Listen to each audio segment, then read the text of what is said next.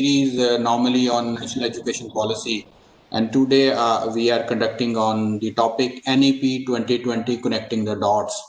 So we have three eminent speakers today. I welcome Mrs. Vinita Arora, Senior Principal, Bhavan Vidyalaya, Chandigarh. Welcome, ma'am. Then I welcome Dr. Rajiv Khosla, DAV Institute of Management, Chandigarh. Welcome, sir. Then I welcome Shri Sanjeev Gupta ji, ex-Chief Manager, General Manager, SML Isuzu Limited. Welcome, sir. So, welcome. So to start with, I would like to invite ma'am, and before she start her lecture, I just want to introduce ma'am to all the speakers and all the participants. So Mrs. Vinita Roda, as I said, working as a senior principal at Bhavan Vidyalaya. She joined Bhavan family in 1994, and rest one could say is the history. A shining example for others, wearing several caps with ease and panache, the perfect mentor and the role model for the students, parents and teachers alike, the adroit administrator, the empathetic and motivating leader, the innovative visionary. The list is indeed endless. Initially, beginning her journey in Bhavan as a commerce teacher, each passing year has seen ma'ams going from strength to strength, taking over as principal in 2008. Under her stewardship, the institution has set higher benchmarks of excellence and holistic development. She was designated as senior principal in 2016. Mrs. Vinita Arora received the highest honor that an educator in the country can aspire for. She was conferred with the prestigious National Award for Teachers in 2016 for her meritorious services for the cause of education by the Vice President Shri Venkaiah Naidu ji on 5th September 2017 at the award ceremony held at Vigyan Bhavan, New Delhi. She was also awarded the coveted CBSE award to teachers for the year 2014 in recognition her valuable contribution in the field of education from Minister of HRD, besides several other prestigious awards such as Shiksha Ratan by the Governor of Haryana for outstanding achievement in the field of education, the Paul Harris Fellow by the Rotary Foundation, and National School Excellence Award for leadership in the co-curriculum education. Ma'am was also selected as one of the top 25 principal of the country in the Advait Foundation School Leadership Award in 2017. Furthermore, she was a panelist for an eminent panel discussion held at Infosys entitled Every Voice Matters Gender Diversity. Mrs. Arora has tirelessly worked to provide the perfect environment for nurturing and development of both the students as well as the teacher. And simply put, ma'am is the rock of Gibraltar for each and every member of the Bhavan family, a steady and a constant source of motivation and inspiration for each one of us. So I welcome you, ma'am, and now I invite ma'am to start her talk on National Education Policy 2020, connecting the dots, and she will covering the school education.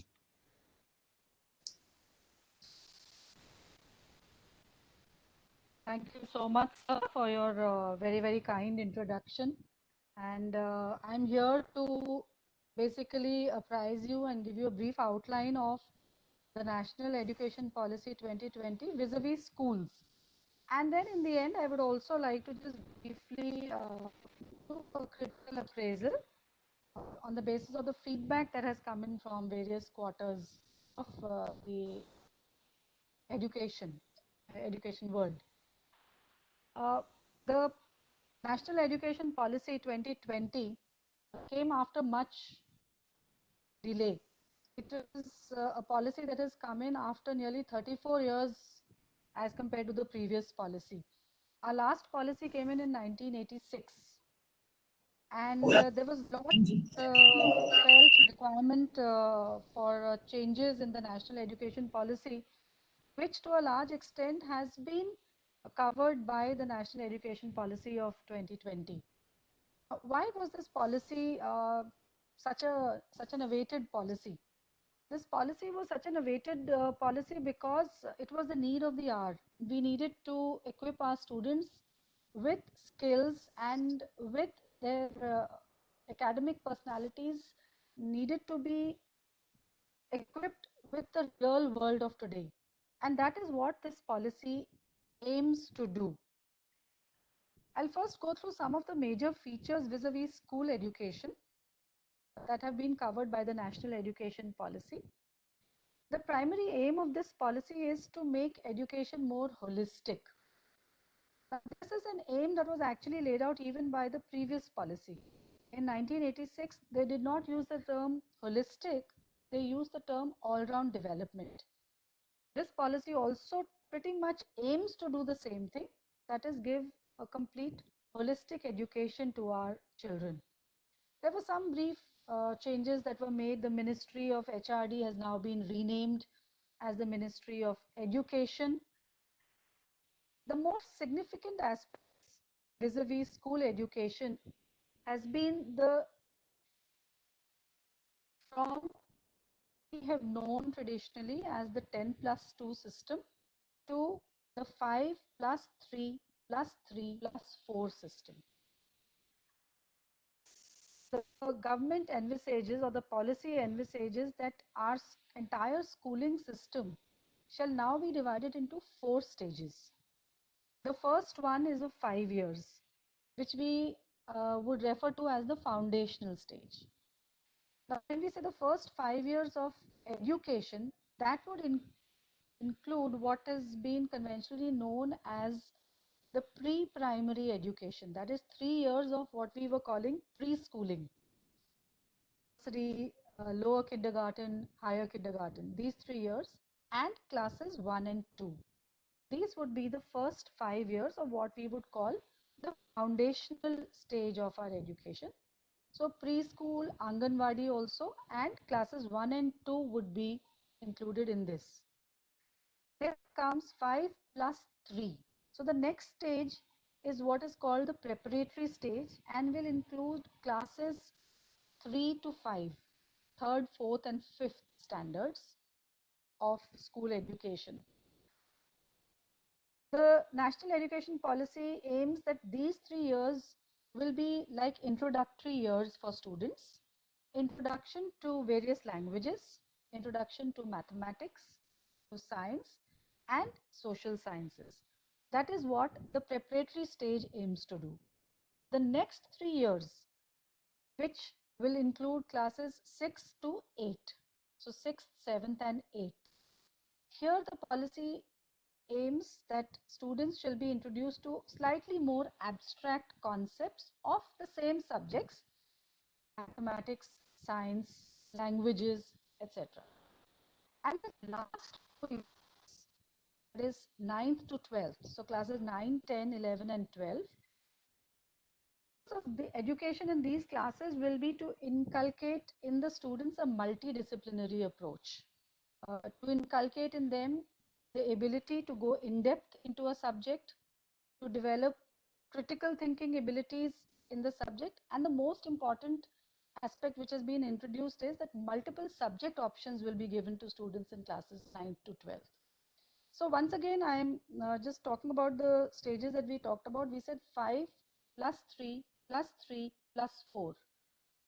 So this is the system that we are going to move into from 10+2 system, which we have known. Each of these stages has seen some changes. Now, if you see the first 5 years, where we said kindergarten, nursery, LKG, KG, these have been part of our educational system, but they were never part of the formal education system. It is for the first time that this has been introduced into the formal education system. So it has become part of the formal education system. Classes, earlier our education system was basically from class 1 to 12. With this coming in, the new education policy has named it as early education care, early education childhood care for the students, ECCE. So that is why the government has placed lot of emphasis on this stage. Now, in the other area of major change has been the classes 9 to 12.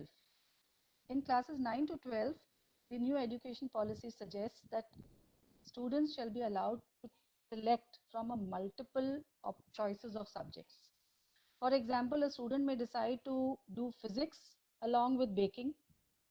A student decide to do fashion designing along with accountancy. So they will be able to choose subjects on the basis of interest. And that is why this has been called a multidisciplinary approach. Unlike what we have now, where we have very rigid disciplines in 11th and 12th. So if a student is doing science, he necessarily studies physics, chemistry, biology, maths. If a student is doing commerce, he necessarily studies accountancy, business studies, economics.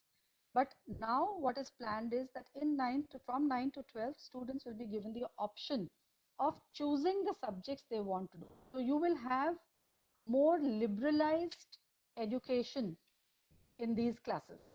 And what you will see is that you may study biology from what is now the science field, and you may study accountancy from what is now the commerce field. A student can choose according to his interests. Another important factor that has been highlighted by the new education policy is that class 6 onwards, vocational education will be introduced. Vocational education will be introduced in a manner where every year, for a period of 10 days, which will be no bag days for the students, they will be allowed to do a vocational internship. So students from class 6 onwards could do, say, carpentry for 10 days. They could do a course on beautician's course for 10 days, an internship. That is going to be mandatory from class 6 onwards. Another very important change, class 6 onwards, coding is being introduced. I am not a science person, but I think none of us can underestimate the importance of coding in today's world. A country like China has made so much of progress because their students to learn from a very young age. So that is what this policy is also aiming to introduce coding for our students from class 6 onwards. Another very interesting change that has come up is the 360 degrees assessment, as we call it. As of now, a student is so used to receiving a report card where his teacher assesses him. So the teacher's assessment becomes part of the evaluation, and that is given to the student as a report card, as a record of his or her progress. What is now going to be done is that the report card will not be a report card only containing the assessment from the teacher. There will be 3 types of assessment in the report card. A student will get an assessment from his peers, that is peer assessment. There will be one part of the report card which will give the assessment from the teacher, so the teacher's assessment. And the third part is where the student is going to make a self-assessment. He assesses his own progress vis-a-vis his past benchmarks. How much learning does he believe that has happened? How much does he feel he has improved? So he will, or she will make that own assessment. So the report card will basically contain self-assessment, peer assessment, and teacher assessment. So these are some of the major changes that are planned in school education in the new education policy. One important change that has also been brought about is the increase, the percentage of GDP that is now being allocated to education. This has always been an issue of lot of debate and discussion about how the percentage of GDP that is allocated to education in our country has been minimal, far more than what is required. And now the government has said that 6% of the GDP will be allocated to education. I think that's a very welcome change where we have more monetary allocation to education. Let us see what has been the reaction to this policy. I think most quarters have received the changes that are to be brought about by this new education policy. This has been received very well by most quarters. I firmly believe that the entire educational output can be assessed using three parameters. One is the policy. Second is what is the regulatory mechanism that comes in place for enforcing that policy? And thirdly, what is the contribution and involvement of the stakeholders? So I believe that we have a policy in place. The policy is there. It covers most of what we have been debating about for the last few years. The second part is yet to come in. That is what is going to be the regulatory mechanism that is going to be formulated for the implementation of this policy. And the third part will of course be how well do the stakeholders involve themselves in the implementation of this policy. As I see it, our greatest challenge will be in the implementation of this policy. When I started my teaching career and I read the education policy of 1986, I must say that that was also a pretty comprehensive policy. But where did we fall behind? We fell behind in, or where did we lack? We lacked in its implementation. That will be our biggest challenge over here as well. How well will we be able to implement what has been laid out very well? There will be other challenges also. The other challenges will be, we are talking about a lot of vocational studies being introduced. We are talking about multi-dimensional approach or interdisciplinary approach. As I see it, infrastructure for providing these facilities may not yet be available, but the government also plans to bring this in a phased manner, and they're hoping to do that by 2030. By 2030, we should be equipped to give the option to a child to study baking in the same school as he studies physics, or study fashion designing in the same school that he is studying accounting. The challenges will be resource allocation. If there are only 10 children opting for a particular course, will an institution have the resources to hire the required faculty for that? So resources may be a crunch, infrastructure may be a crunch. Do our existing institutions have the resources and the infrastructure to have a carpentry lab, to have a home science lab, to have a lab for teaching plumbing? So these will be our infrastructural restrictions.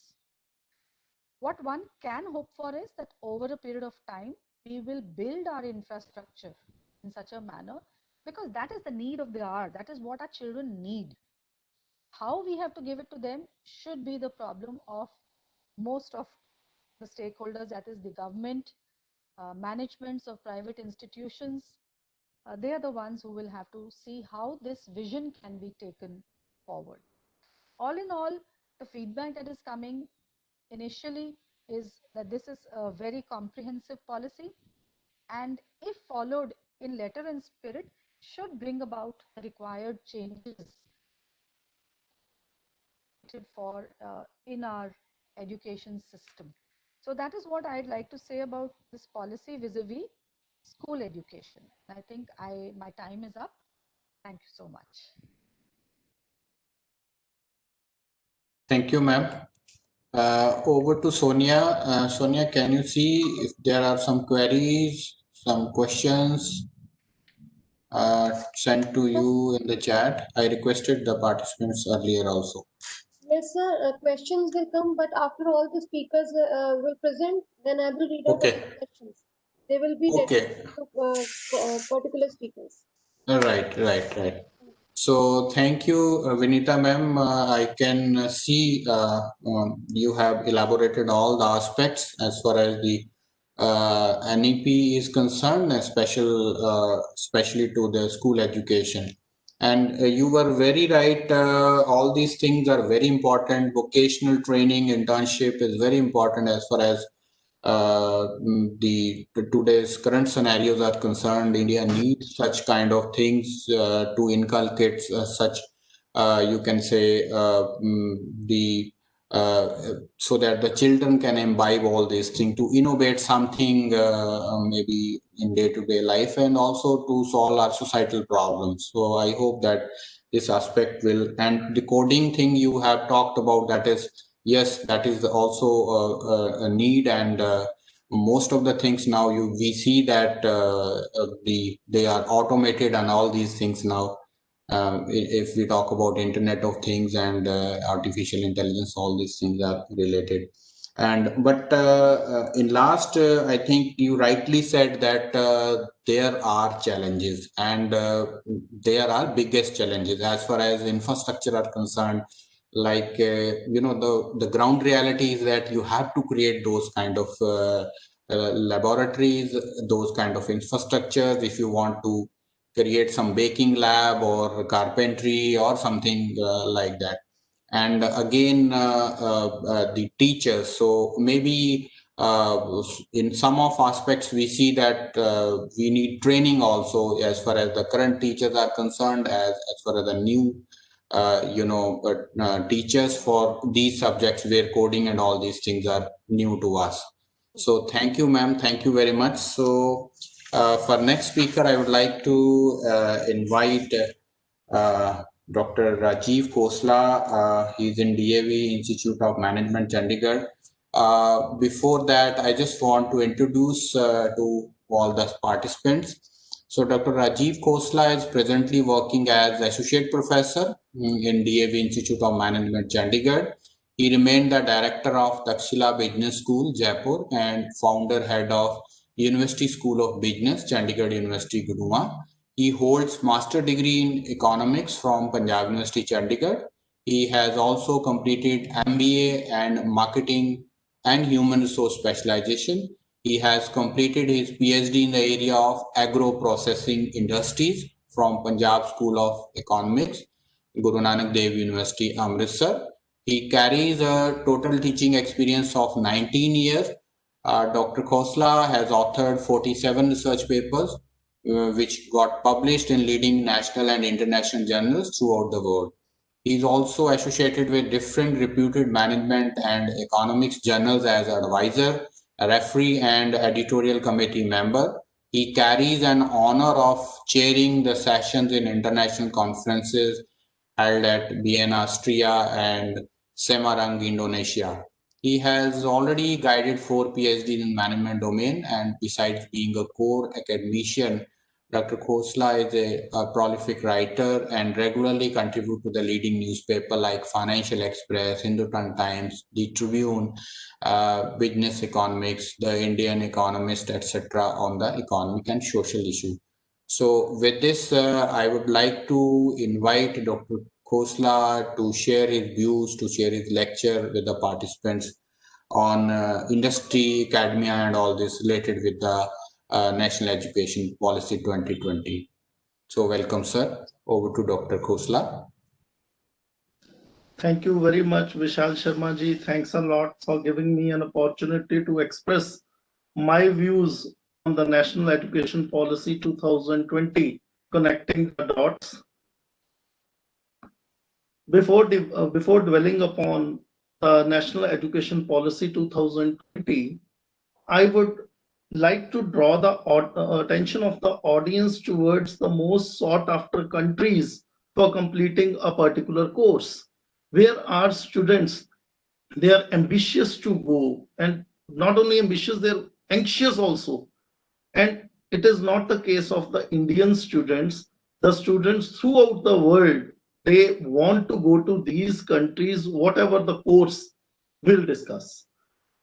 Now, of course, ये चीज इसमें कोई दो राय नहीं है. UK and USA, whether we take any international ranking, the USA and UK, these countries, they are the pillars of success in terms of education, and their name always reflect in whatever the ratings that we may take.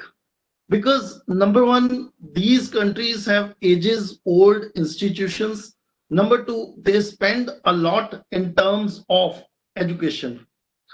तो इसके अलावा ये जो दो countries हैं, बाकी countries जो अगर हम टॉप 5 कंट्रीज लेते हैं अलग अलग कोर्सेज के लिए, वो कौन सी हैं? It is necessary that we need to first define those and understand. Only after understanding this we can come on to the points whether national education policy is relevant or irrelevant, or how it has been designed, what about the implementation. वो उसके बाद की चीजें हैं. Let me start with the law course first. The first choice of the students, apart from USA and UK, it will be Australia, followed by Canada and Hong Kong. Similarly, for MBA, the top institutes are located in Singapore, France, and China. And for this, I have referred to the Times Higher Education Ratings 2019. For clinical and health studies, the lead is taken by Canada, Sweden, and Australia. In context of engineering and technology, the top choices are Singapore, Sweden, and China. For the teaching profession, the most sought after countries, they are Japan, Korea, and China. For arts, performing arts, and design, the preferred countries or the institutions are located in South Africa, China, and Saudi Arabia. Now, these are, in nutshell, the countries which are most sought after by the students throughout the world.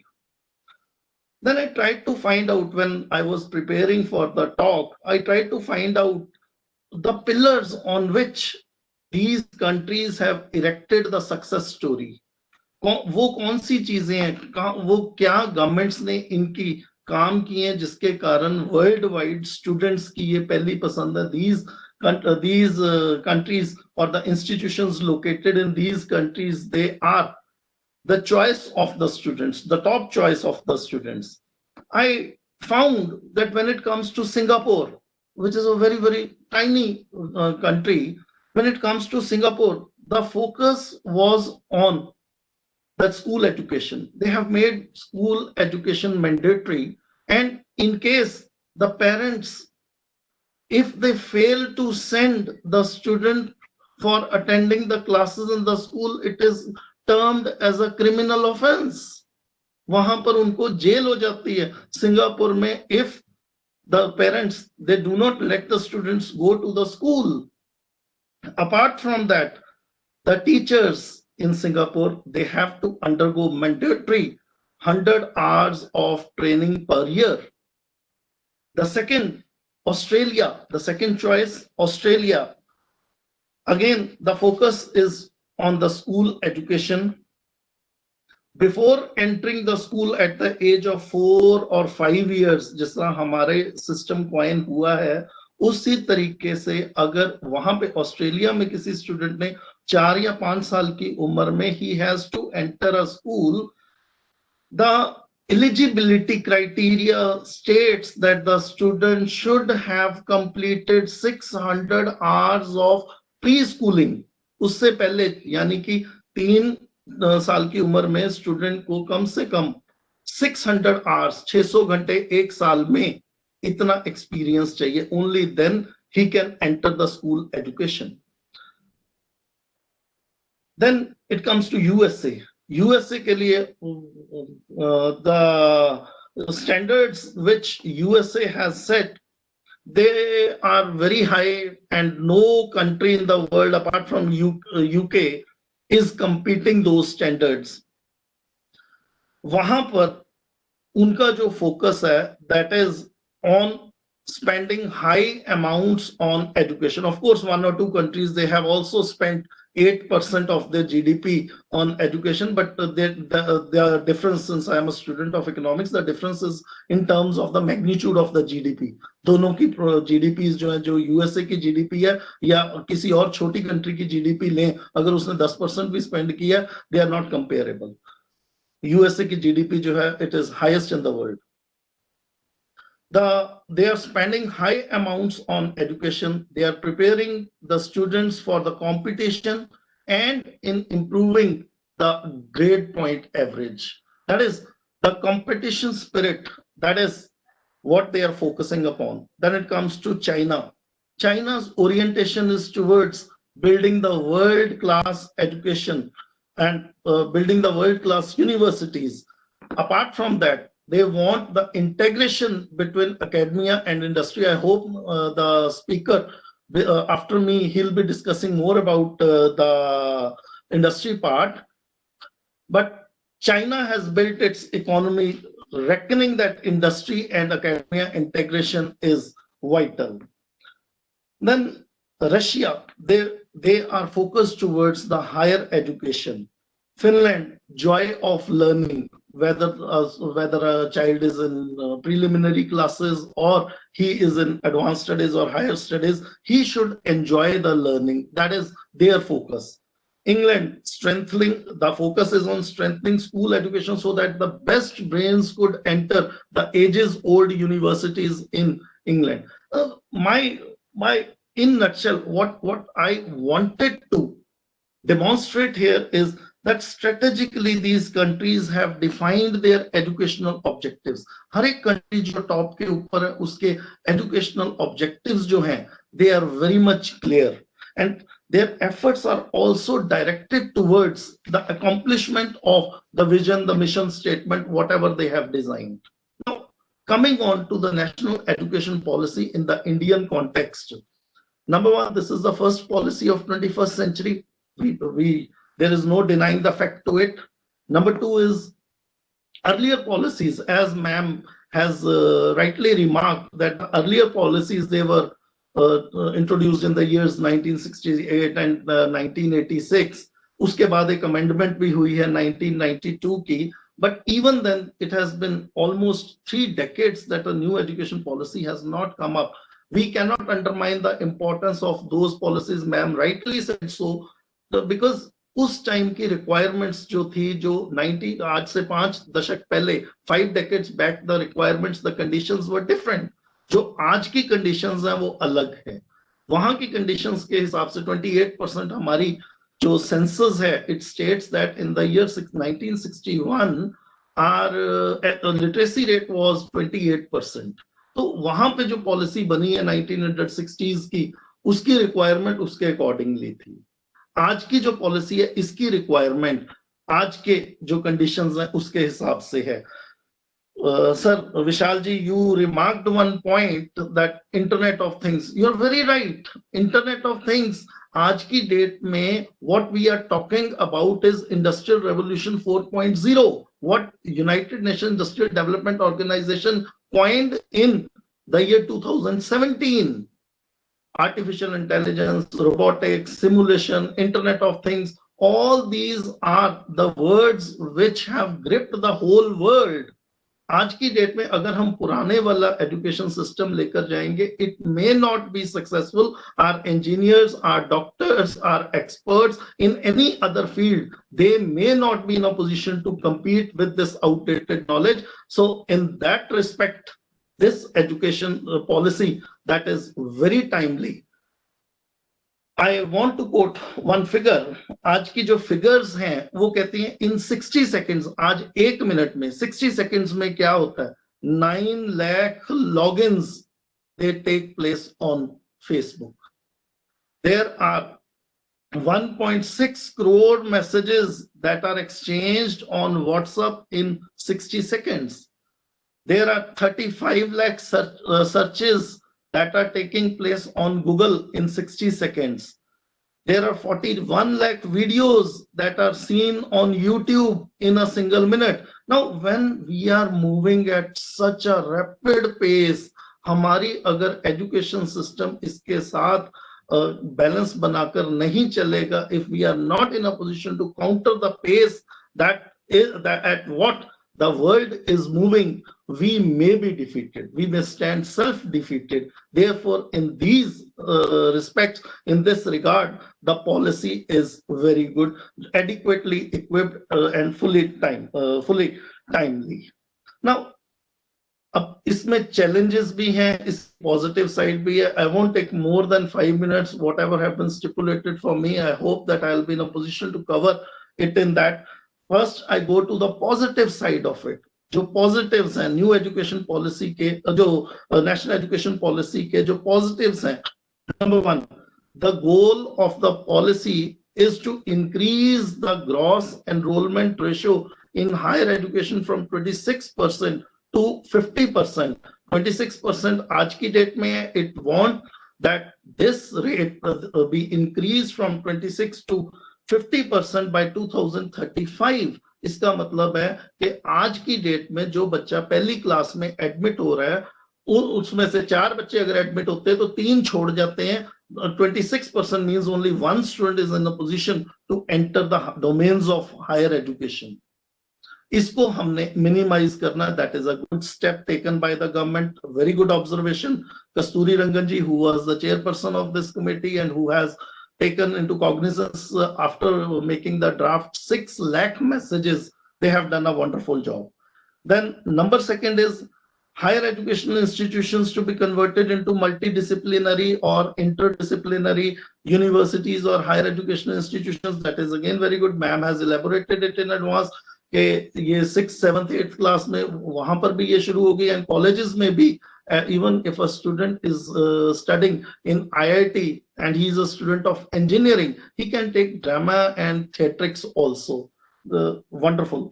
The world over, that has been facilitated. Number 3 is, that is very unique now. Number 3 is undergraduate degree will be of 3 years or 4 years. Multiple exit options have been facilitated. एक student जो है after +2 when he reaches, क्योंकि हमारा already जो casualty rate है that is very high. I said that 4 students who admit in class 1, 3 drops out. उसको increase करने के लिए अब ये policy में अच्छा step लिया गया, where if a student after completing his +2 or +1, whatever the technical terminology will be coined, जब वो फर्स्ट ईयर में हायर एजुकेशन में कॉलेज में फर्स्ट ईयर लगाकर अगर वो चला जाता है, he will be given the certificate. That is okay. अभी तो उसके लिए कंपल्शन है कि उसने 3 साल लगाकर ही जाने हैं, या इंजीनियर है तो 4 साल उसने बैचलर्स डिग्री में लगाने ही लगाने हैं. This compulsion has been dispensed away with if because of certain problems in the family, God forbid, and other problems what he might face, if he decides to step down after 1 year, he will be at least getting the certificate. If he drops after second year, he'll get diploma. 3 साल के बाद छोड़ेगा तो degree, और चौथा साल research का या मास्टर्स डिग्री के लिए जो एग्जैक्टली अभी आना है, नॉमेनक्लेचर जिसका अभी आना है, अभी उसके बारे में nomenclature has not yet been finalised. The fourth point is related to the academic bank of credit. Now, अभी तक क्या होता है, एकेडमिक बैंक ऑफ क्रेडिट एक सेंट्रल रिकॉर्ड होगा जो एक सॉफ्टवेयर में it will be recorded. Now what is happening right now is if a student has to move from one university to another, if a student is in University A from Punjab University, he wants to go to Punjabi University in order to do BCom. उसने पहला साल BCom का Punjab university में किया, दूसरा साल उसने BCom का पंजाबी यूनिवर्सिटी में करना है, किसी एफिलिएटेड कॉलेज में करना है, then the equivalence certificates are demanded. हम उसको क्या बोलते हैं कि you require equivalence certificate. Equivalence नहीं लेकर आओगे then you will have to appear for certain tests. वो चीज यहाँ पे it has been nullified. उस चीज को इसने खत्म कर दिया. The credits, the policy talks in terms of credits. कि इतने अगर आपने क्रेडिट पूरे कर लिए हैं, then you can be eligible for the certificate or the degree, whatever the case may be. Then the last point in the positives, because I have taken 5, there can be number of other points as well. Single regulator for higher education. That there is a single UGC and AICTE. We have seen a number of cases when there is a tussle going on between the UGC and AICTE. In my own college, we have been the victims of this problem. Whether we have to follow the guidelines laid out by the UGC or by the AICTE. तो वहां पे एक single regulator आएगा, that is very good. So these are the positives. Now I'm coming on to the negatives or the challenges. the first challenge, what comes to my mind, of course, ma'am has remarked about it, it is regarding the 6% of GDP. The 6% of GDP is a mammoth number, mammoth figure.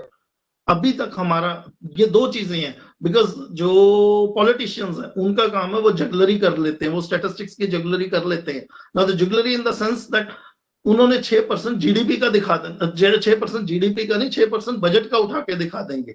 Now let me tell you there is a difference. Those who are not the students of economics, let me tell them, हमारी GDP का number है 200 लाख करोड़ और जो हमारा budget है वो है 30 lakh crore. The budget is almost 1/6 of the GDP. अब बजट जो एजुकेशन सेक्टर के ऊपर सरकार ने एलोकेशन की हुई है that stands eight 1 lakh crore, 99,311 crore, approximately 1 lakh crore. अगर हमने इसको अब 6% के ऊपर लेकर जाना है, we require 13 times more the budget. 13 lakh crore रुपया और चाहिए जीडीपी का. जीडीपी का 13 लाख करोड़, और अगर हमने बजट का 6% बनाना है तब भी it should at least be double to 1.83 lakh crore. Then it makes 6% of GDP और बजट. तो there is big way that needs to be covered. बहुत बड़ा एक गवर्नमेंट उसके लिए क्या करेगी, what is the road map, I am not very sure about it. There are the apprehensions, they have been brought out by each and every person who has gone through this national education policy. Number 2 is related to the accountability. The policy is talking about accountability as one of the 5 pillars. There are 5 pillars on which this policy is erected. This policy now talks about the accountability. Now, हमारे ऊपर accountability, now how it comes to accountability, let me explain. हम लोग education cess देते हैं, एक tax देते हैं, income tax देते हैं, इनकम टैक्स के बाद एक एजुकेशन सेस लगता है. ये एजुकेशन सेस जो इंट्रोड्यूस हुआ था, it was in the year 2004, और हमारे ऊपर जो एजुकेशन सेस था वो 2% का लगाया गया, which was later on increase to 3% in the year 2007. उसके बाद 2019 में the education cess was revised and was escalated to 4%, और उसको 2 पार्ट्स में डिवाइड कर दिया, एजुकेशन एंड हेल्थ. अब nobody knows how much part is going for education and how much is going towards the health. There is some sort of ambiguity. There is no accountability. जो controller and accountant general हैं, CAG को भी ये चीज ढूंढने में बड़ी समस्या आई कि इनमें से कौन सा पार्ट कहां पर जा रहा है. 2014 से लेकर 2019 तक गवर्नमेंट के पास 4.25 लाख करोड़ रुपए that has been amassed through the cess, लेकिन उसकी यूटिलाइजेशन कहां पर हो रही है, ये जो एम्बिग्विटी है ये खत्म होनी चाहिए. And secondly I hope Vinita ma'am will spare me for it. हम लोग एक टैक्स दे रहे हैं, उसके ऊपर एजुकेशन सेस दे रहे हैं, उसके बावजूद प्राइवेट स्कूल्स की तरफ देख रहे हैं. Why my child, and for your kind information, my son is in 10th class in your school. Please spare me for it. उसके बावजूद हम लोग प्राइवेट स्कूल्स की तरफ देख रहे हैं. The government schools, they are not compared at par with the private schools. Number 3, and a paradoxical situation I could see. एक तरफ तो हमने वहां पर हायर एजुकेशन में यूजीसी और एआईसीटी को मर्ज करके national higher education regulatory council बना दी. दूसरी तरफ स्कूल लेवल के ऊपर हम स्टेट स्कूल स्टैंडर्ड्स अथॉरिटी, एक ऐसी अथॉरिटी क्रिएट कर रहे हैं, and that too when we have SCERT, State Council of Education Research and Technology, we have the school education boards and then the directorate also. तो ये जो एक paradoxical situation आ रही है कि आपने हायर एजुकेशन के ऊपर सिंगल रेगुलेटर ला दिया और स्कूल एजुकेशन के ऊपर आप एक चौथी ब्यूरोक्रेसी की इमारत खड़ी कर रहे हैं. यहाँ पे there can be certain conflicts, या तो इसको रिमूव करने के लिए हो सकता है या तो अमेंडमेंट आएगी या कोई नेशनल एजुकेशन पॉलिसी 2022, 23, 24 कोई और क्रिएट होगी. It would be better if it can be wiped out here itself. Then number 4th is the policy talks about the foreign institutions. The foreign institutions, they will be coming, the foreign universities, they will be coming, 100 top universities, they will be coming. There is no problem. They should come. Our universities, they are going and they should be going. Globalization is all about it. Agreed. Lekin, what about the capping of seats? We have observed when it comes to Punjab, there are 2 universities in our vicinity जिनके पास computer science engineering में 3000 से ऊपर students जो हैं admission ले चुके हैं इस साल में, despite being the corona affected year. इस साल में भी, in this year also, there have been 3000 students taking admission in computer science engineering. There need to be some capping. इस तरह की कैपिंग की रिक्वायरमेंट है. अगर कैपिंग नहीं आएगी देन ये एक, it will lead to the monopolistic form of education. Commercialisation हो जाएगी, मोनोपोलीज जो है वहां पर बिल्ड हो जाएंगी. That the government needs to understand and take steps right now. And a very important point which is related to the employment as well. The policy states, a bit technical also, the policy states that 8 credit teaching course for the PhD research scholars जो होंगे उनको department में 8 घंटे teaching load देना है.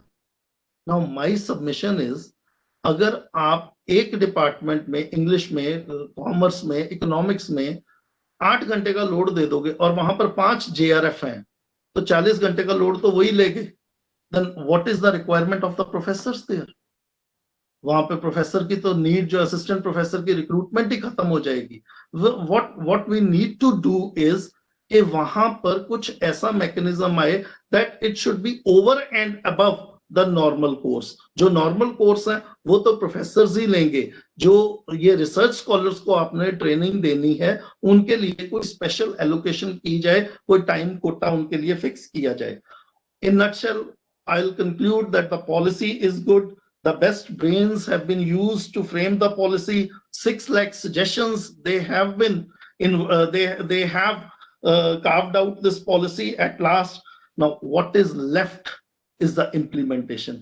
If the implementation becomes good, if the implementation becomes excellent, nobody can stop us from becoming the Vishwaguru. We will definitely become the Vishwaguru. With these words, thank you very much.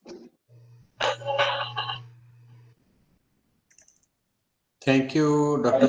Rajiv Khosla ji. I think it was a wonderful talk, and you really, touch upon all the aspects. If we talk about the GER, if we talk about the enrollment in the higher education, then you rightly pointed out the casualty rate, which is very high as far as the current data is concerned.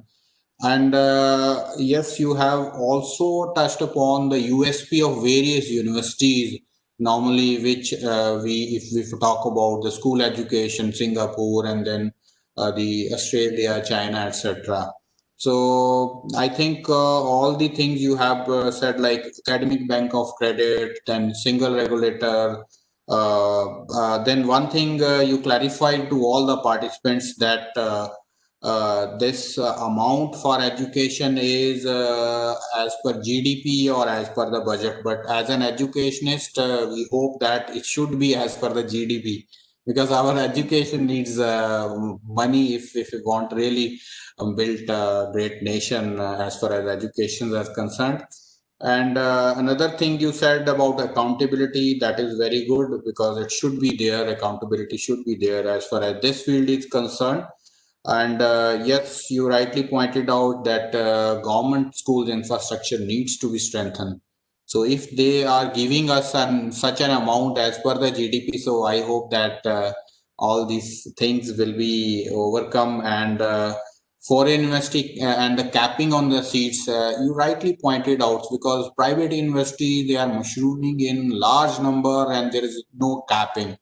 So whatever I feel that there should be some mechanism where government before the admissions, government can do some survey, and then they find out that in this year these kind of fields are having this percentage of demands in the country.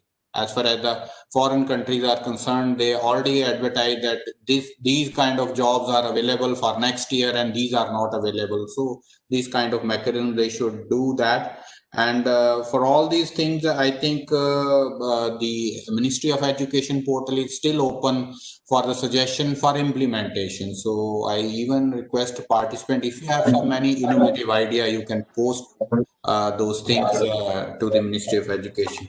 So thank you, Dr. Khosla, for such a wonderful talk. Now we have third eminent speaker, Shri Rajiv Gupta ji, ex-Chief General Manager, SML Isuzu Limited. So I would like to introduce to all of you.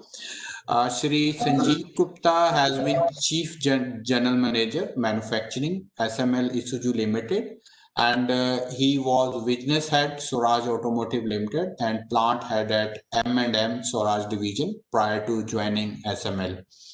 He is BE honors with an MBA in HR, and at many stages in his career, he has held the position of head HR. He has attended a spectrum of courses on leadership, training, motivation, team building, and time management at Mahindra Management Development Center, Nasik. He completed his techno-professional training at Mahindra Institute of Quality Management and the Association for Overseas Technical Cooperations and Sustainable Partnership, Japan. He is associated with various universities and colleges as trainer for faculty development program and innovation centers, and is a member of board of studies of various universities and business schools in the country. He is on the panel of several universities as a resource person, examiner, and trainer, and has presented his research work at various national and international forums. So with this, I welcome Sanjeev ji, and I request you to start your lecture, please. Thank you, Vishalji, for a warm welcome. Am I audible? Yes, sir. Okay, thank you. I will be touching the NEP 2020 from the industry perspective. Every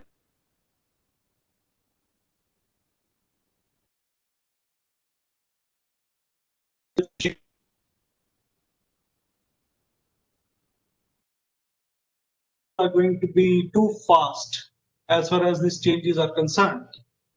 And we are already into the second phase of Industry 4.0 when the fourth industrial revolution is taking place. You were talking of IoT, you were talking of robotics.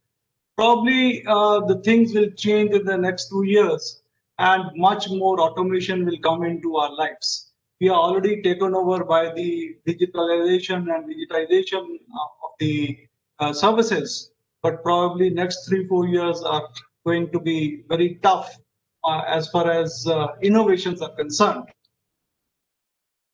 If I industry and which is available in the market, the gap is too huge.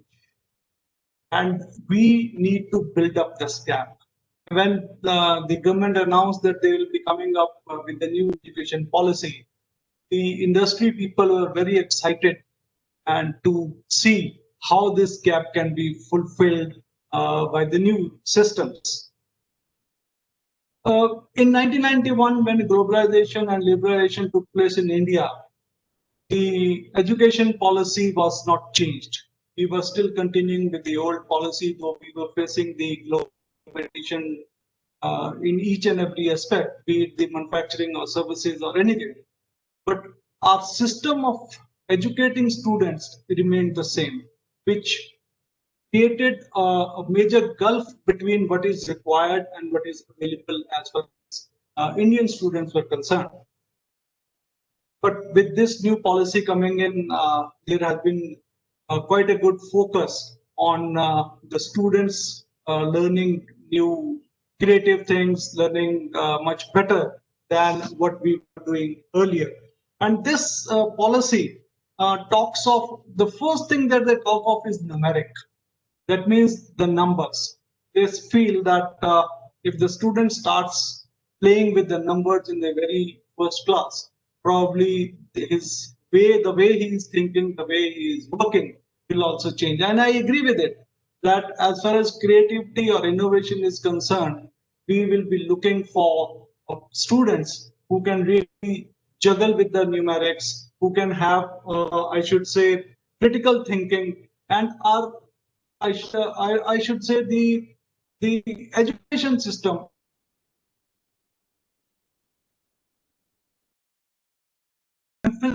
of the system, analytical analysis and critical thinking. And that is what is required today if I am talking from the industry point of view. And then we are shifting from memorization type of question answers to the competence-based question answers. So that means that we are trying to create different type of mindsets in the students for the future. Similarly, the policy talks of quality circles, the policy talks of mathematical circles. So all these things will certainly bring in a different mindsets in the students. Then we are talking of multiple entry and multiple exit in the higher education system, which will add to that whatever the students really want, he can achieve that. Now, as far as creative and multidisciplinary workforce is concerned, it is going to be an advantageous to the employee, as well as if they are working out, they have their own setup as an employee. So once you have a creative people around you, there is no reason that we can say that our students will be running to the foreign universities, as Dr. Khosla pointed out, that Indian students want to study abroad. The basic reason is that we are not making them creative.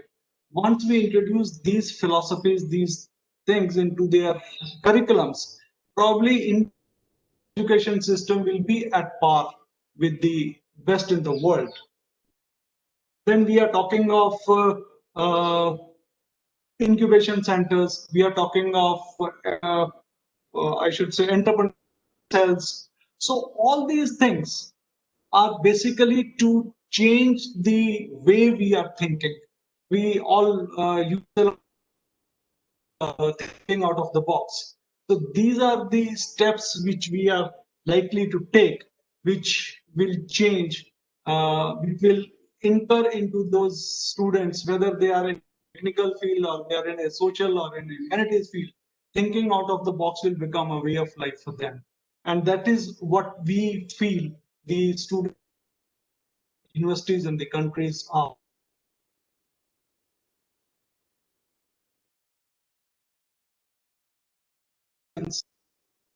They see, they think from us.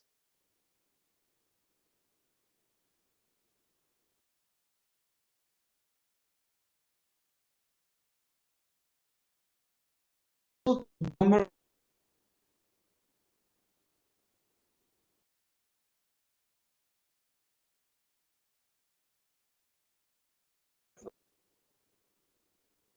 Interrupt, sir. Sandeep sir, we cannot hear or see you regularly. If you have any other devices nearby, please switch them off because the bandwidth keeps coming low and it shows up. Let me switch off my videos. Maybe it is better, ma'am. Let me try that. Okay. Can I request the Dr. Khosla and ma'am Vinita to switch off their videos? It might improve the quality of voice. Yes, yes. We can hear you clearly. Yeah, is it clear now, ma'am? Yes, Is it better? absolutely. Okay. Yes, sir. Okay. Yeah. So we were talking of emphasis on research by the government, and if that happens, and the way Dr. Vishal was talking of about the growth in the expenditure on infrastructure for the education institutions, I think we'll be able to meet most of the challenges that are likely to be faced. Few things which I feel will have to be done now. Now we are talking on one side and we are talking of industry on the second side. Now, the first challenge that we are likely to face is when we talk of competency-based analysis, when we talk of creative thinking, is our faculty in the schools ready to accept this change? Are they competent enough to change the examination system from memorization to the competence-based?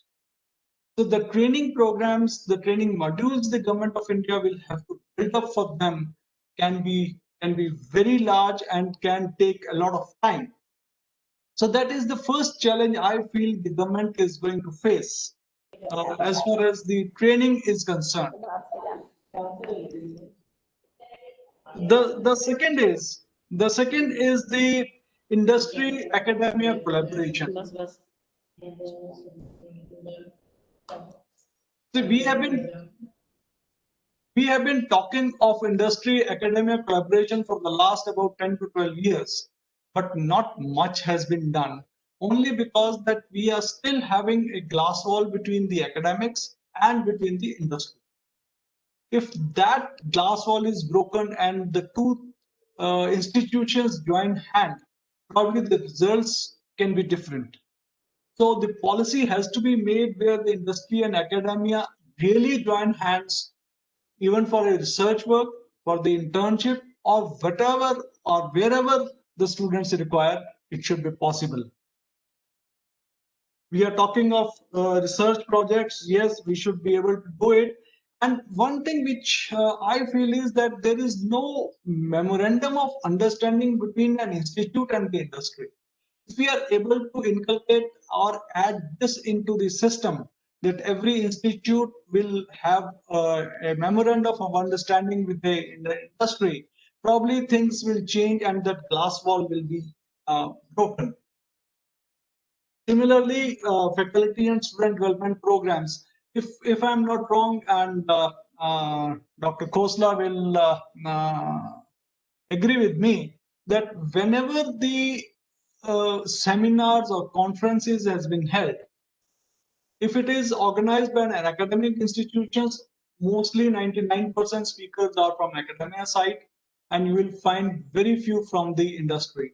Similarly, when we talk of conferences organized by the industry, you will find the fellow industry people sharing their views and very few from the academic field. So this education policy, though on the papers talk of industry academia collaboration, but will it really happen? That is one of the major challenges that we are going to face. I'm going back to the government of India's new policy for the recruitment of people at a senior positions, when they said that those who are experienced and from the industry point of view also and from the administrator point of view also, they can be appointed in the government of India at a senior positions to advise them on the policy framework. So can similar things be done in the board of governors of the higher education institutions, which we are likely to form after this policy is formulated and implemented? So if we have few of the industry experts into the board of examiners, few of the industry experts as the mentors for the incubation centers, few of the experts into the teaching faculty on a permanent basis, probably the things might change. But then these things have yet to be formulated by the government of India. And I strongly feel that if these two institutions join hands and there is a very strong policy for school teachers training, there is no reason that this policy will lack anywhere with respect to the policies of major countries which Dr. Khosla has mentioned. So in nutshell, I should say that as far as industry is concerned, this policy is good. This is what we were looking for the last few years. The only issue is how we are going to implement, whether the government or the private institutes or the government institutes, they will have to join hands to make this policy a success. Thank you. Thank you, sir. Thank you for such a wonderful talk. And you have rightly pointed out the things which national education will inculcate to the young minds, like critical thinking, then critical analysis, critical thinking, and then innovation. So that is the need of the hour. And yes, I think stress is there for incubation and entrepreneurial in the universities, or be it in the colleges and all this thing. Yes, we have to think out of the box, or rather we have to think without box. So that is the requirement. And I think you have beautifully elaborated the challenges, like the readiness of the faculty, that is very much important, and training to the faculty is also a very huge challenge if we talk about all these aspects of NEP. And you very rightly said that industry academia collaboration, sometimes we see it is on the paper only. And as an example, you said we normally see few persons of industry in the university conferences and vice versa. That is, I think that thing till date, that thing is missing. And I hope that this is very much required. And what we see, these incubation and all these centers now, I think they will fulfill all these things, because in our university also we did some kind of sessions where we invite the industry people, and then we ask for their problems, and researcher like we people, they see that whether we can address these problems, or sometimes we take these problems from the such a platform and share with our students. This is the problem of industry, can you do some kind of pilot project, or maybe these kind of things. So I'm very hopeful that if we have strong MOU, which you have said, with not on the paper but in the real sense, so I think we could address these problems. And lastly, you said about the appointment of BOG, that is very much important, as far as, because now lot of powers are there with the BOG, and they have to appoint the vice chancellor, they have to make the appointment. So I think in BOG there should be a member of, you can say, national international repute, and they should I think impart their duties as for the BOG as per NEP 2020. So thank you, sir, for your lecture. And now I invite my colleague for the queries, questions. So Sonia, I think you can read. There are a lot of queries in the chat, and you just read the queries, and then I think if it is related with specific speaker, then they can address that. Or we can ask if all the speaker want to address that query. Okay. Thank you, sir. Thank you, first of all, for all the speakers for enlightening us with their knowledge. I will take up the questions which have come here. The first question is from Professor Shashi Chaudhary. This is for Vinita ma'am. He says, as mentioned about vocational studies, will be as mentioned about vocational studies will be there from 6th standard onwards. So all the schools will have similar vocational courses in school itself, or outsourced to expert centers? Well, policy says that there will be vocational education. It talks about a vocational internship every year for 10 days, basically to introduce children to different vocations and to find their passion. We need to give them that opportunity to see what interests them and what is it that they have an aptitude for. Like I said earlier, different institutions will have different infrastructures. As the head of a private institution, what I foresee is that whatever possible, whatever we can possibly offer to our students, we would like to have it in-house. But this is something that we are going to see over a period of time. Are there areas where we are unable to provide these opportunities to children? Will we have to outsource these? That remains to be seen. The purpose, of course, will be to give exposure to our children every year to some vocation. Like I said, the purpose being to enable them to find out their area of interests. So they should be able to explore different vocations. How that is to be done, each institution will have its own set of limitations as far as infrastructure is concerned. How we overcome those limitations is what we will have to work out over a period of time. Yes, I guess when the policy is implemented, slowly these hurdles will be taken care of. Yes. Okay, thank you, ma'am. Next question is for Dr. Khosla. It is from Kushan Kanti. He says, thank you for wonderful insight on NEP. I wish to ask if this policy would be able to help in checking unemployment or underemployment. Please repeat the question, ma'am. I want to ask if this policy would be able to help in checking unemployment or underemployment. Will it check it? Will it help it? I think that it's a very good question. Normally, a professor states a very good question when he doesn't know the answer. But in my case, it has been already answered by Professor Sanjeev Gupta ji. See, it depends upon now. It depends upon now what shape the policy takes. If the academia industry collaboration, it takes place, somehow it materializes. The board of studies are designed in such a manner that the syllabi, it is equipped properly with the latest happenings, then certainly the chances for getting employment after completing the course, they get fortified. Similarly, when it comes to the operational part, we have often seen, let me tell you my case, in our domain, Mr. Sanjeev Gupta ji will agree to me,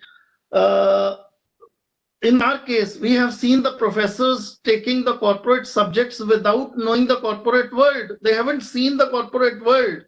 They haven't seen any industry, don't even know the names of the top industrialists. And they're teaching the subject purely on the academic performance.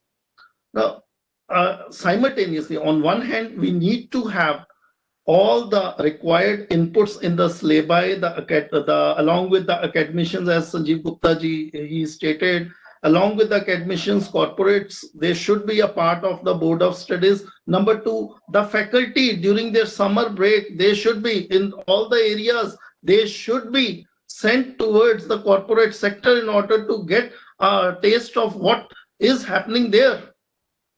If it materializes, if the students are religiously doing all the trainings which are meant for them and which they have to take in their second, third, or fourth semesters, then certainly the chances of employment, they get strengthened. Okay, sir. Thank you. And related to this is another question. This is for Sanjeev sir. Okay. It says, sir, internships and project work existed before NEP also. But usually a student finds himself struggling to cope with the working environment. Does NEP have any rules on mentoring or soft skills enhancement to help students adjust to their new environment? This is from Akash or Sanjeev.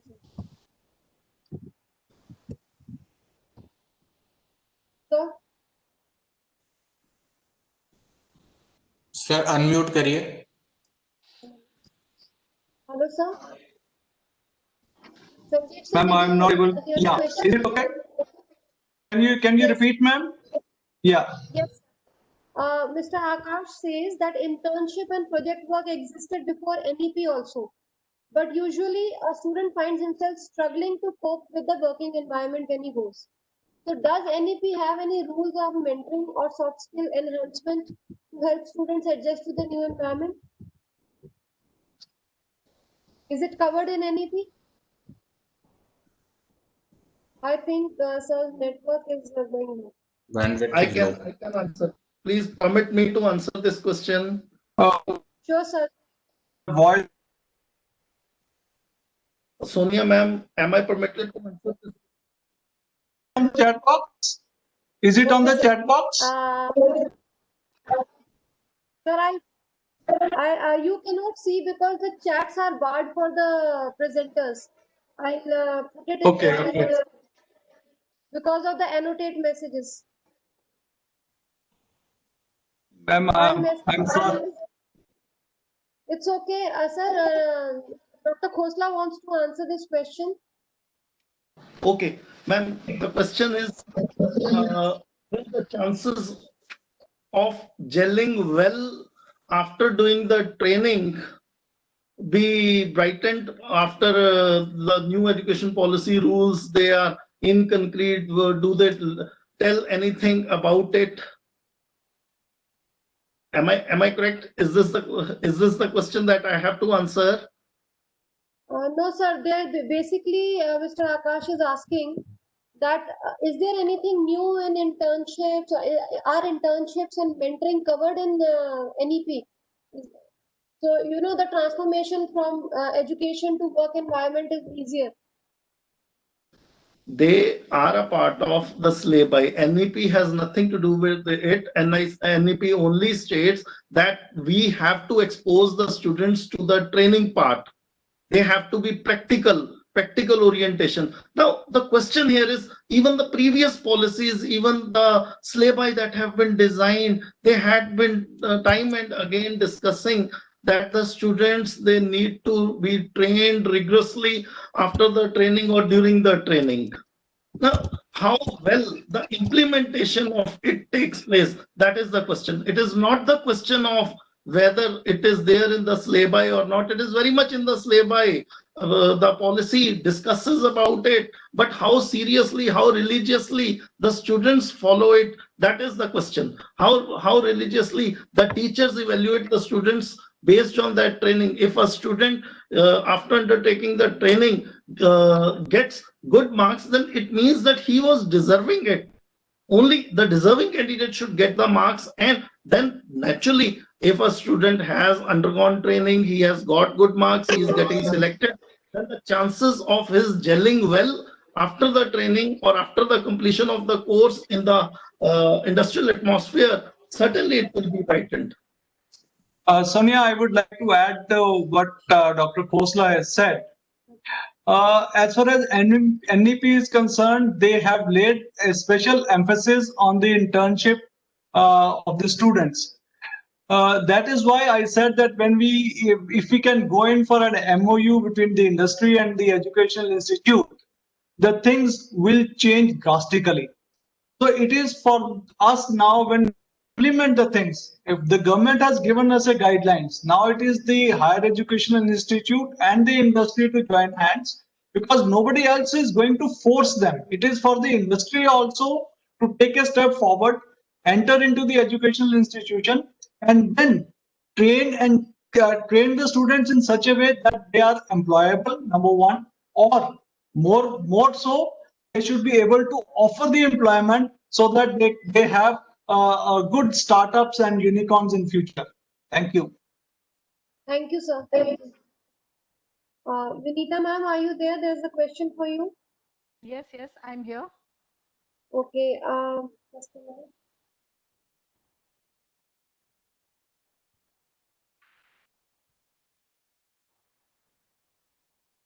This is from Anupam. He says, I am doing my master's in human genomics.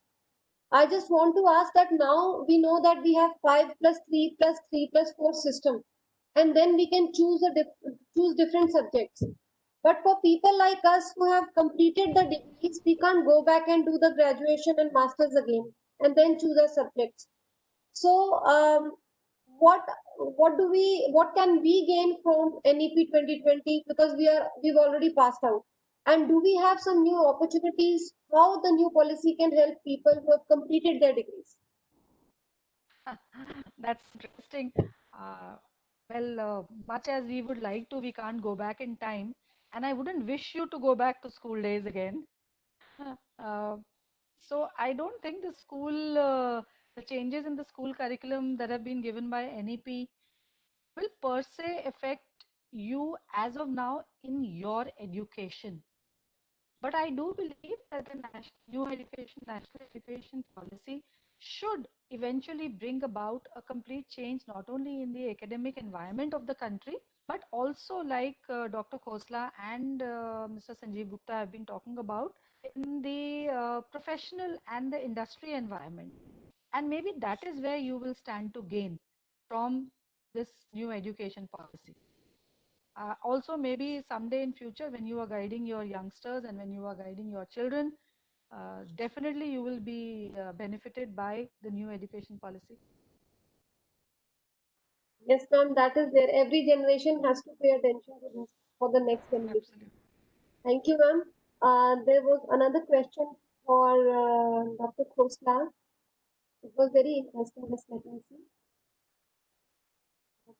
Yes, sir. This is from Ms. Mridula Jain. She says, Dr. Khosla, please tell us what happens to the education cess that we are paying. Unmute yourself. Just a second. Yes, sir. I am unmuted.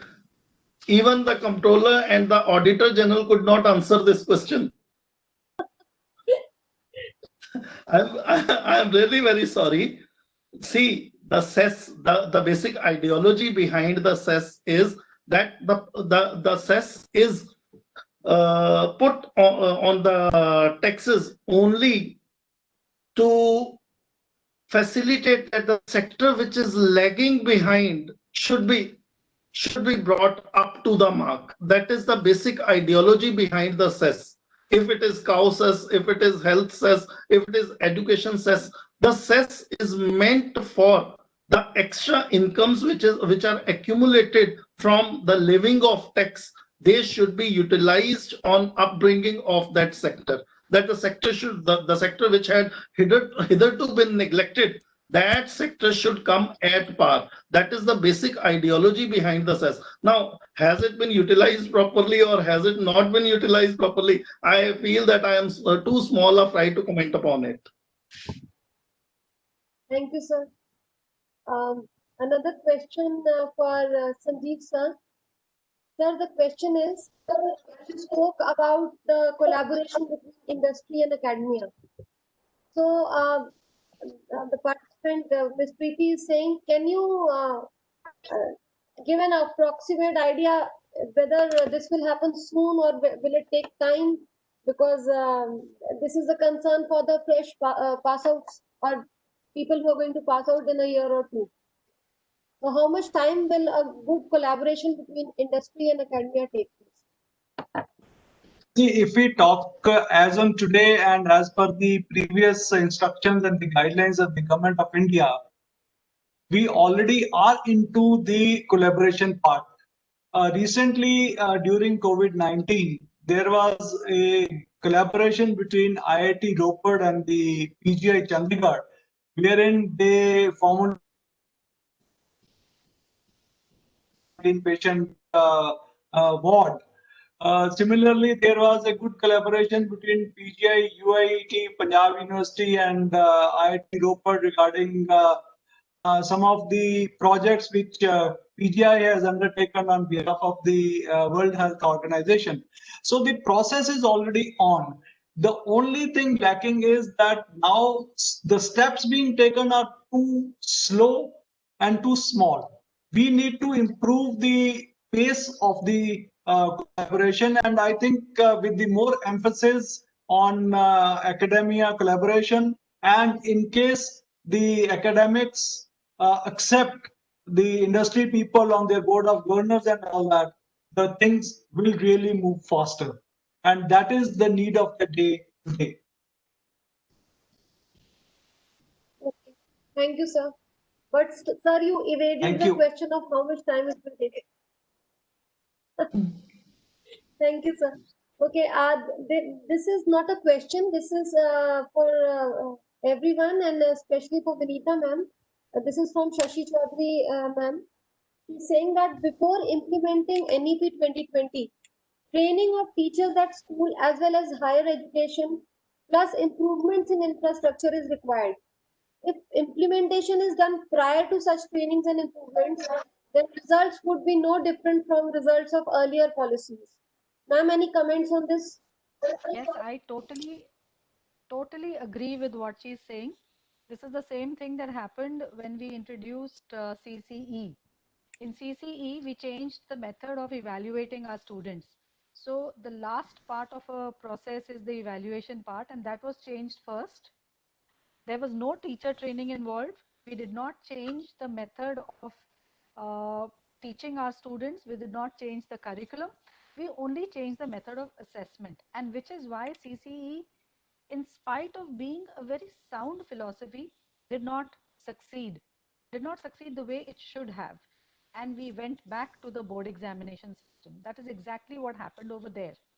हमने क्या किया, हमने end result जो examination process है उसको change कर दिया. अपने पढ़ाने का तरीका नहीं change किया.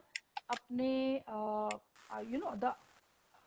the outcomes, the learning outcomes, the way the teachers should have been teaching in the classes, teachers were not equipped to handle that. That is why CCE also did not succeed. The same thing may happen over here, because not only do teachers require training, I am of the firm belief that what we need is a complete mindset change, the attitude of teachers. We have not yet been able to bring about that kind of change in the mindset of our teachers. That should happen first before we talk about, the multidisciplinary approach for the children. Because मैं आपको honestly बताती हूँ, हम अभी भी उस stage पे हैं जहाँ पे एक बच्चा डांस में जब बहुत excel करता है ना, तो वो उसको आधा क्लासेस मिस करनी पड़ती हैं डांस रिहर्सल्स के लिए जाने के. पर जब वो क्लास में वापस आता है ना, what the teacher says, आ गए, तुम तो नाचते ही रहना, तुम पढ़ना. टीचर्स का हमारा माइंडसेट वो है. हम बातें कर रहे हैं एक्सेल करने की in music, in dance, in baking, in fashion designing. So, ma'am, do you think that new B.Ed will change the mindset of the teachers? All depends, like the implementation. हम लिखते तो बहुत कुछ है अपने कागजों में, उसको implement. I have struggled with this in my. I have every 6 months I need to counsel my teachers. Please do not say that to the child. I value my singer as much as I value my academic topper. His calling in life may be singing. मगर वो जब चार period rehearsal करके आप कहते हो कि तुम गाते ही रहना, तुम ना बोर्ड एग्जाम में कुछ करना. You see, but one thing I forgot to mention in my talk was that the National Education Policy 2020 talks about the reduced importance to academics. They say that we are going to reduce the importance on academics and equal importance to co-scholastic areas and co-curricular activities also. I sincerely hope that happens. You may find it surprising coming from somebody who's known to head an institution which is known for its academic results. But I am one person who says academics can happen side by side with a lot of other things. Yes. Our children do well because they get exposure to so many other things. So academics then happens along with that. So I am not a great advocate of academic success. हमारा school में आता है वो success, which is very good and we are very grateful for that. But there are other things. So whoever asked that question, thank you. It's a very intelligent question. Yes, our mindsets, our teacher training has to change before we can talk about NEP 2020 being a success.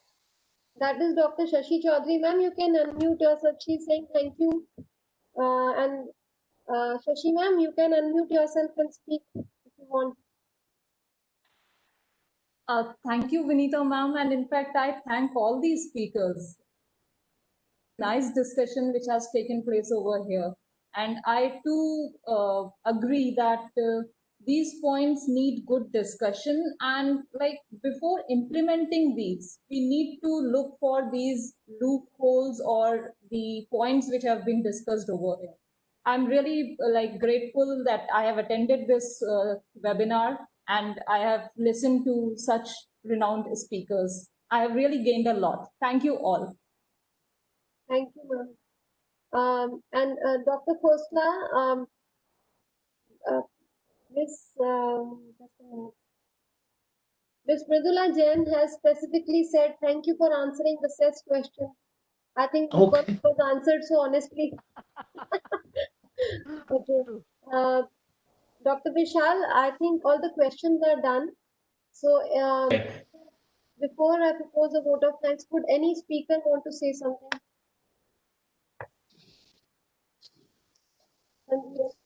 Dr. Khosla or ma'am, anything you want to say? Well, I just Ma'am, want to say I thank you think so we have much. answered the queries, or and we are also running short of time. Maybe we can wind up. Okay, sir. Yes. Well, as all good things come to an end in life, so is this seminar. On behalf of Punjab University Alumni Association and Swayam Cell, Punjab University, Chandigarh, I take this opportunity to propose a vote of thanks to those who have directly and indirectly contributed to this webinar on NEP 2020, Connecting the Dots.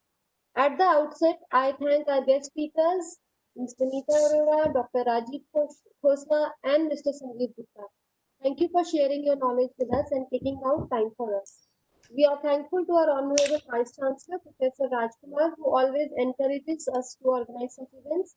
And I would also like to thank Dr. Vishal Sharma for collaborating and moderating this event with us very readily. Thank you, sir. And thank you to our Dean Alumni Association, Professor Deepti Gupta, for guiding us at every step. Our heartfelt thanks to our students, alumni members, and faculty for active participation and very interesting questions. With these warm words, I move to the end of today's seminar. Thank you. Have a great day. Thank you. Thank you so much. Thank you very much. Thank you, sir. Thank you, ma'am. Thank you, ma'am. Thank you, sir.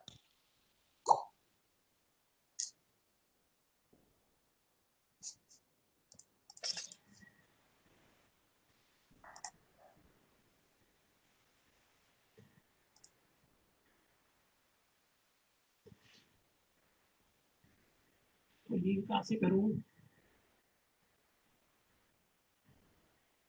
नहीं कह रही sir से बात